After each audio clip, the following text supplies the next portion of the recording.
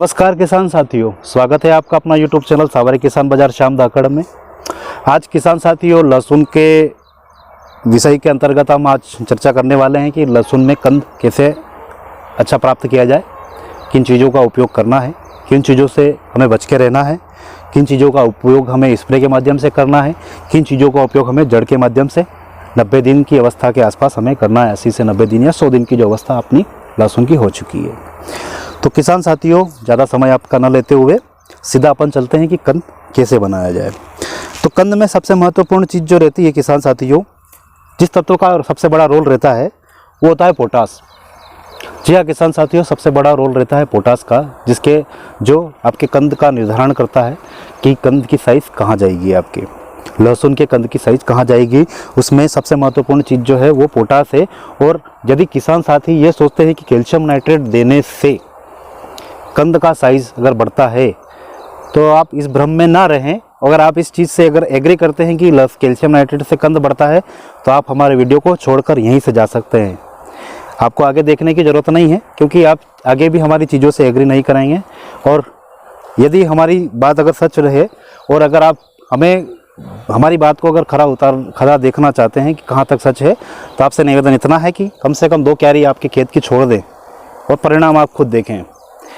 तो किसान साथियों जो हमारे वीडियो को अभी तक देख रहे हैं उनके लिए आगे बढ़ते हैं अपन। तो किसान साथियों पोटास जो है कंद का निर्धारण करने में सबसे महत्वपूर्ण भूमिका अदा करता है। और पोटास बहुत सारे किसान प्रारंभिक अवस्था में बेसल डोज में या दूसरी तीसरी चौथी सिंचाई तक देते हैं और कहते हैं कि हमने दे दिया पोटास, और हमारा फिर भी कंद का साइज नहीं बन पा रहा है। तो किसान साथियों कंद का साइज पोटास तो बढ़ाता है, पर पोटास क्या आपने दिया और आपके पौधे को मिला, ये कभी सोचा है आपने? अगर आपने पोटास दिया और साइज नहीं बन रही है, साइज फिर भी नॉर्मल से कम है या नॉर्मल से ऊपर नहीं जा रही है, एक यूनिफॉर्म अच्छी नहीं बन पा रही है, तो कहीं ना कहीं पोटास आपने दिया पर पोटास आपके पौधे को मिला नहीं है किसान साथियों, क्योंकि आपकी मिट्टी के अंदर उस पोटास को कन्वर्ट करने वाले बैक्टीरिया मौजूद नहीं हैं, उनको आपने ख़त्म कर दिया है। जी हाँ किसान साथियों, ये सीधा मैं आपको डायरेक्ट बोल रहा हूँ, क्योंकि आपने जो अंधाधुंध ज़मीन से फंजीसाइड उपयोग करे हैं, जो बैक्टीरिया नाशक उपयोग करे हैं, उनमें आपके ये माइक्रो ऑर्गेनिज्म जो सूक्ष्म जीव हैं वो नष्ट हो चुके हैं। इसी कारणवश आपका जो साइज़ है लहसुन का कंद का वो नहीं बन पा रहा है। दूसरा कोई कारण नहीं है कि आपने पोटास दिया और कंद नहीं बन रहा। सबसे बड़ा कारण जो मैंने आपको बता दिया है। तो किसान साथियों यदि आप अच्छा प्रोडक्शन अगर लेना चाहते हैं तो पोटास का उपयोग करने के साथ ही कम से कम ये जो माइक्रो ऑर्गेनिज्म आपका पोटास मोबिलाइजर बैक्टीरिया है उसका भी थोड़ा सा खर्चा बढ़ा लो, पोटास का खर्चा कम कर लो। उसी खर्चे में आपका ये भी काम हो जाएगा किसान साथियों, और आपको जगह जगह या किसी से कुछ पूछने की ज़रूरत नहीं पड़ेगी कि हमारा लहसुन का कंद नहीं बन पा रहा है। तो किसान साथियों माइक्रो ऑर्गेनिज्म बढ़ाने के लिए आप बहुत सारी कंपनियों के पोटास मोबिलाइजर बैक्टीरिया आते हैं और उनका उपयोग आप करें। और कुछ चीज़ें आप देख सकते हैं, ये भी है और इसके अलावा ये भी है और इसके अलावा ये भी है। तो ये इनके अलावा अगर आपके पास में जो उपलब्ध है उनको भी आप उपयोग करें। दुकानदार से चर्चा करें कि भैया क्वालिटी हमें अच्छी ग्रेड की चाहिए, क्योंकि हमारा काम सही तरीके से हो पाए। तो मोबिलाइजर बैक्टीरिया पोटास के साथ में अवश्य देवें।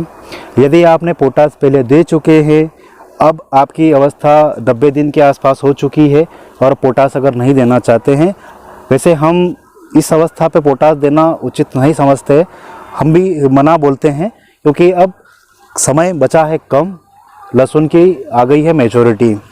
लगभग 20-25 दिन के बाद अब कंद बन जाएंगे और डोडियाँ निकल जाएंगी। उसके बाद कुछ साइज वगैरह बढ़ने का क्रियाकलाप नहीं रहेगा।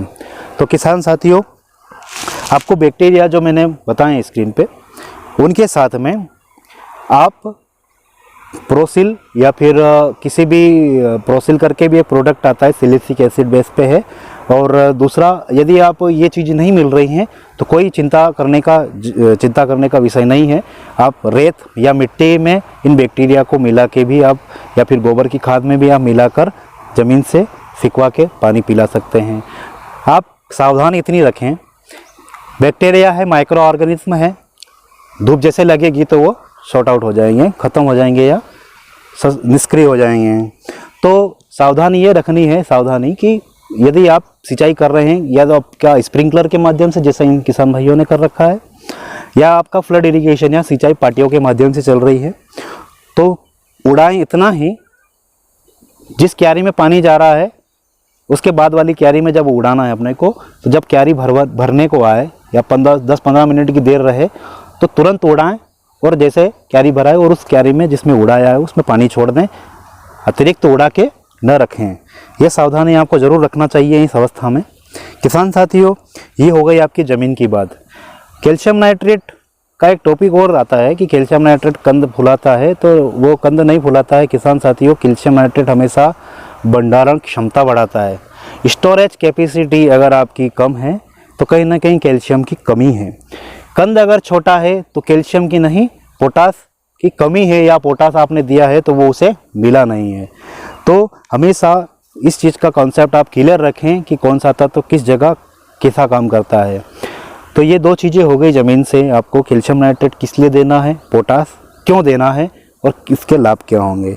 तो आपको पोटास मोबिलाइजर बैक्टीरिया का जो डोज है वो 1 लीटर या 1 किलो प्रति एकड़ के अनुसार जाता है। इसे आप बढ़ा भी सकते हैं, कोई नुकसान नहीं है, जितना ज़्यादा रहेगा उतना फ़ायदा आपका है। पर फिर भी एक लेवल का अगर देखा जाए तो 1 लीटर या 1 किलो प्रति एकड़ के अनुसार या 2 बीघे में 1 किलो या 1 लीटर पर्याप्त रहता है। इससे ऊपर हो तो कोई दिक्कत नहीं, इसे कम नहीं रखना है। ये हो गई अपने ज़मीन से क्या देना है अगर अपन उगलवाण के साथ में या उगलवाण के पास में या अंतिम सिंचाई के पास में अगर जा रहे हैं। तो किसान साथियों, यदि आप स्प्रे के माध्यम से भी कुछ अगर देना चाहते हैं लहसुन को, अगर कंद तुरंत फुलवाना चाहते हैं तो 05234 के साथ में फेरस यानी आयरन हमेशा 05234 इसलिए बोल रहा हूँ क्योंकि मैंने आपको पहले पोटास का बताया, फिर मैंने आपको वापस फास्फोरस और पोटास का फिर 5234 का दे दिया। किसान साथियों, फास्फोरस भी इस जगह बहुत बड़ी भूमिका अदा करता है, और जड़ का जो संचार रहता है, जल का जो जाइलम फ्लोएम वगैरह जो रहता है, जड़ विकास वगैरह में फास्फोरस का सबसे बड़ा रोल रहता है। तो जड़ बचा के भी रखना है क्योंकि वहाँ पे माइक्रो ऑर्गेनिज्म अपना बैक्टीरिया काम कर रहा है। दूसरा, पोटास आपको कम मात्रा में इसलिए दे रहा हूँ 34%, क्योंकि आप 0050 भी ले सकते हैं। एसओपी जो एसओपी वगैरह बहुत सारे जो प्रोडक्ट आते हैं, तो 0050 में अगर आप डायरेक्टली अगर देते हैं तो डायरेक्टली देने में नुकसान सबसे बड़ा ये होगा कि ये जो क्लोरोफिल आपको लहसुन में इतना अच्छा हरा भरा दिख रहा है, ये 8 दिन के अंदर कलर डाउन कर देगा, पौधा बिल्कुल लूज हो जाएगा, और कंद जितना जल्दी बढ़ना चाहिए और जितना अच्छा बनना चाहिए उतना अच्छा आपको प्रोडक्शन नहीं मिल पाएगा। तो इसीलिए मैं आपको 05234 का सलाह देता हूं, ताकि कलर डाउन ना हो, क्लोरोफिल लंबे समय तक बना रहे, कंद भी सही समय पर अपना मैच्योरिटी आए। जितना अच्छा पत्ती रहेगा उतनी अच्छी पर्दे की क्वालिटी रहेगी। किसान साथियों, पर्दे का जो खेल रहता है ना, वो पत्ती के ऊपर ही रहता है। जितनी अच्छी पत्तियां रहेंगी उतना अच्छा पर्दा रहेगा। दूसरा, इरिगेशन में भी बहुत बड़ा मायने रखता है कि आपने इरिगेशन लास्ट का डिले अगर कर दिया है तो पर्दा वहाँ पे भी ख़त्म होता है। तो इरिगेशन का कारण हो गया, परंतु पत्ती और कैल्शियम जो है वो स्टोरेज, और पत्ती जो है वो पर्दे के लिए। ये दो चीज़ें हो गई किसान साथियों स्प्रे में। 05234 और आयरन क्या करता है? आयरन आपने जो ज़मीन से जो पोटास है आपने जो परिणित छिड़काव के रूप में 05234 के माध्यम से जो दिया है, उसकी जो ऊर्जा शक्ति है पोटास की, वो प्लांट के ऊपर पत्तियों के ऊपर नहीं रखेगा।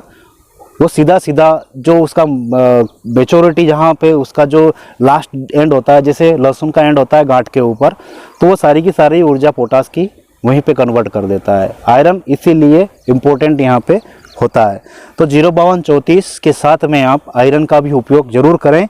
और निवेदन इतना है कि कम से कम 2 क्यारी जरूर छोड़ दें, ताकि आने वाले समय में आप खुद इस चीज़ का ऑब्जर्वेशन कर सकें, आप इस चीज़ को खुद जांच सकें कि कितना वीडियो में बताया और कितना सही है। तो किसान साथियों, ये 2 चीज़ें हो गई आपकी कंद फुलाने के लिए। ज़मीन से क्या देना है, दूसरा आपको स्प्रे में क्या करना है।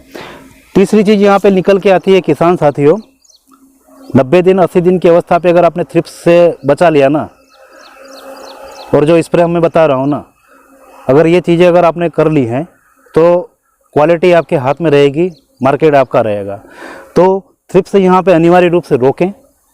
ऐसा नहीं कि सिंगल टेक्निकल के साथ चले जाएं, यहाँ पे फोल्ड की ज़्यादा आवश्यकता रहती है किसान साथियों। सिंगल टेक्निकल से कभी भी थ्रिप्स कवर नहीं होता है। प्रति पौधे के अनुसार अगर आपको 10-12 थ्रिप्स अगर दिख रही है तो यहाँ पे 2 टेक्निकल प्रोफेनोसाइपर और एसीफेट के साथ में जाएं।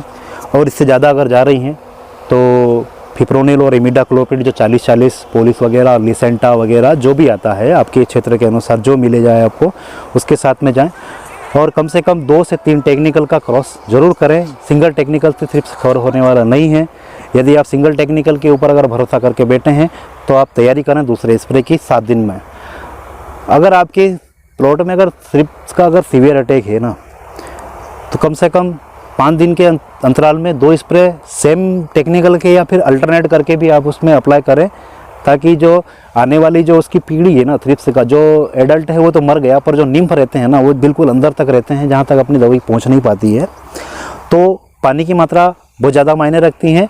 और 7 दिन में अगर रिपीट अपन कर रहे हैं तो वो भी एडल्ट रहेगा। एडल्ट अगर ख़त्म हो गए हैं और जब तक वो एडल्ट बन के एगलिंग के लिए तैयार होगा, जो फीमेल इंसेक्ट है वो एगलिंग के लिए तैयार होगी, तब तक आपका अगर रिपीट स्प्रे हो गया तो आपको कवर अच्छा देखने को मिलेगा आने वाले समय में। तो सिंगल टेक्निकल के साथ में ना जाएं, डबल टेक्निकल, ट्रिपल टेक्निकल के साथ में जाएं। मात्रा पानी के अनुसार रखें, बीघे के अनुसार अगर अपन रखेंगे तो कहीं ना कहीं अगर पानी अपन ने 100 लीटर लिया तो, और बीघे के अनुसार अगर अपन ने करा तो कहीं ना कहीं दवाई की मात्रा कम पड़ जाएगी। क्योंकि 40 ग्राम प्रति बीघे के अनुसार अगर 40-40 का डोज है तो उसे अपन 50 ग्राम तक ले जाते हैं और कम से कम 100 से 125 लीटर पानी बीघे का देते हैं। और पॉलीट्रिन सी या प्रोफेनोसाइपर जो होता है, और प्रोफेनोसाइपर का डोज अपन 2 से 2.5 ml प्रति लीटर के अनुसार अपन रखते हैं, प्रति लीटर के अनुसार। तो इन चीज़ों का जो डोज रहेगा वो आपको मैं थ्रिप्स का लास्ट में आपको वीडियो के माध्यम से लास्ट में आपको एक पेज बना के दे दूंगा और डिस्क्रिप्शन में भी इन चीज़ों का डोज लिख दूंगा। और अगर कोई क्वेरी है तो आप मुझे कमेंट के माध्यम से ज़रूर बताएं। तो ये चीज़ें थी आज कंद फुलाने के लिए। किसान साथी, अभी तक अपन ने ये लहसुन यहाँ तक ले आए हैं, और अगर यहाँ से अगर मंडी में अगर ले जाने में अपने को शर्म आती है ना, तो कहीं ना कहीं दुख होता है किसान साथियों। तो थोड़ा सा अभी तक अगर आपने ये इन्वेस्टमेंट कर दिया है तो एक छोटा सा इन्वेस्टमेंट है, ज़्यादा खर्चा इसमें नहीं आना है। और बहुत साधारण चीज़ें बताई हैं, कोई ज़्यादा पावरफुल चीज़ें नहीं बताई हैं जो आपको आसानी से उपलब्ध ना हो पाएगी। आप जहाँ रहते हैं वहाँ ये चीज़ें मिल जाएगी। आयरन आप दुकानदार से बोलेंगे तो वो ला के दे देगा, और अगर नहीं मिल रहा है तो मुझे ज़रूर बताएं। मैं हो सकता है अगर आपके आसपास कहीं मार्केट में होगा तो मैं उसकी जांच करके आपको बता दूंगा। तो धन्यवाद। और चैनल को अगर सब्सक्राइब नहीं किया है तो चैनल को सब्सक्राइब कर लें, कर लिया है तो धन्यवाद। वीडियो को अगर लाइक किया है तो धन्यवाद, नहीं किया है और कर दिया है तो धन्यवाद। जय हिंद, जय किसान, जय भारत।